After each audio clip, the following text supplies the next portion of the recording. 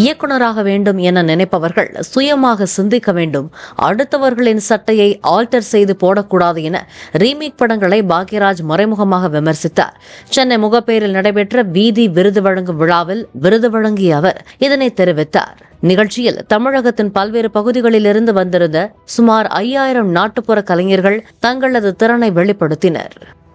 நிறைய பேர் சினிமாவில் வந்துக்கிட்டே இருக்காங்க.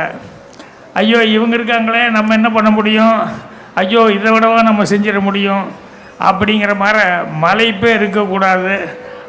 அவங்க ரூட்டில் ஏதோ செஞ்சால் நம்ம ரூட்டில் ஏதாவது ஒன்று புதுசாக செய்யலாம் அப்படின்னு ஒரு நம்பிக்கை, அது ரொம்ப முக்கியம். ஏன்னா நிறையா அவர் பந்துலு சார்லேருந்து பீம்சிங் சார்லேருந்து ஸ்ரீதர் சார், பாலச்சந்தர் இவங்கெல்லாம் இருக்கிற நேரத்தில் தான் எங்கள் டைரக்டர் வந்தார். அப்புறம் அவர் பண்ண சாதனையை பார்க்கும்போது பயந்துட்டு இருந்தால் நான் வந்திருக்க முடியாது. அப்புறம் நான் வந்துட்டேன் அப்படின்னு நினச்சேன்னா பார்த்திபன், பாண்டியராஜ் இவங்கெல்லாம் வர முடியாது.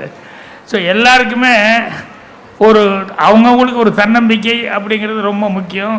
இன்னொன்று அதை விட ரொம்ப முக்கியம் என்ன அப்படின்னா, நம்ம சுயமாக எவ்வளோக்கு எவ்வளோ சுயமாக சிந்திக்கிறோமோ அதுதான் நமக்கு சாஸ்வதமாக இருக்கக்கூடியது.